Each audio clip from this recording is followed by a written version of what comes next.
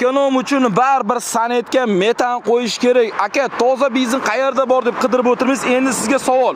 3 ta 30 talik yaxshimi yoki bitta 80 talikmi deb juda ham ko'pchilik savol berishadi. Tanlov sizning qo'lingizda. 3 ta 30 talikda polka birga bir turadi. Bitta 80 talik narx arzon chiqadi.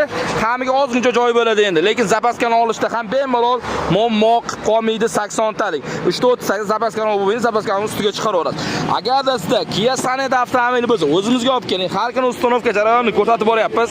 Da, buni endi bu yoqqa tashlab olasiz. Xo'p, oldi qismiga spetsial chempion Porsche original 8 ta injektorlik bo'lgan migalardan uстановка qilishlik shart.